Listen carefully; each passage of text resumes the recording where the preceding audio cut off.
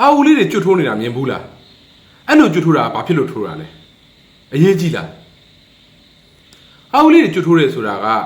အာဦးလေးတွေရဲ့ရင်ဘတ်နဲ့ဝမ်းပိုက်ပိုင်ကိုချထားတဲ့ကြွက်သားပြားကြီးရှိပါတယ်အဲ့ကြွက်သားပြားကြီးကရုတ်တရက်ကျုံလိုက်တဲ့အတွက်သူတို့ကအိတ်ဆိုပြီးတော့ကျွတ်ထိုးတာပဲဖြစ်ပါတယ်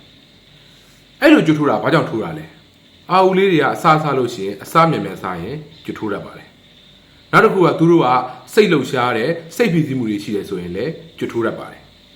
တခါလေမှာသူတို့ကရေအေးအေးကြီးကိုမြန်မြန်တောက်လိုက်တဲ့ခါမှာသူတို့ခန္ဓာကိုယ်အပူချိန်ကြောက်သွားတဲ့အချိန်မှာလည်းကျွတ်ထိုးတတ်ပါတယ်နောက်တစ်ခုကသူတို့ကအစာမကြေဘူးတကယ်ရင်ပြည့်ရင်ကဲဖြစ်နေတယ်ဒါမျိုးဆိုရင်လည်းကျွတ်ထိုးတတ်ပါတယ်နောက်တစ်ခုကကျတော့အရွယ်ရောက်လာတဲ့ကြီးထွားလာတဲ့အာဝုပေါက်စာလေးတွေမှာကျွတ်ထိုးတဲ့ပြဿနာဖြစ်ကြပါတယ်ဘာလို့ဖြစ်တာလဲဆိုတော့သူတို့ရဲ့ရင်ဝမ်းချကြွက်သားကိုသွားတဲ့အာဝုကျောစနစ်ကကောင်းကောင်းမဖွံ့ဖြိုးသေးတဲ့အတွက်ကျွတ်ထိုးတာပဲဖြစ်ပါတယ်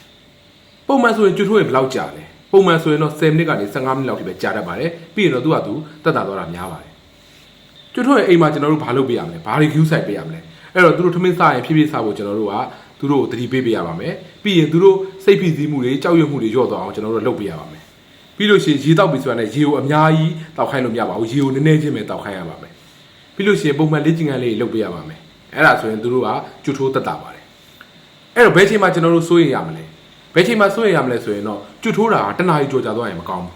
နောက်တစ်ခုကခဏခဏမကြမကြကျွတ်ထိုးနေဆိုလည်းမကောင်းဘူးနောက်တစ်ခုကကျွတ်ထိုးတာနဲ့အတူချောင်းဆိုးတာတွေ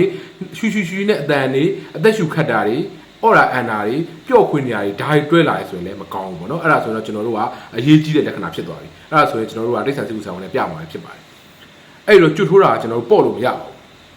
ခင်ဗျားတို့အာဦးလေးတွေကျွတ်ထိုးတာကိုကြုံဘူးလားကြုံဘူးရင် comment ထဲမှာရေးခဲ့ပါဦးကျွတ်ထိုးတာနဲ့ပတ်သက်လို့တော့ဒီလောက်ပါပဲအားလုံးကိုကျေးဇူးတင်ပါတယ်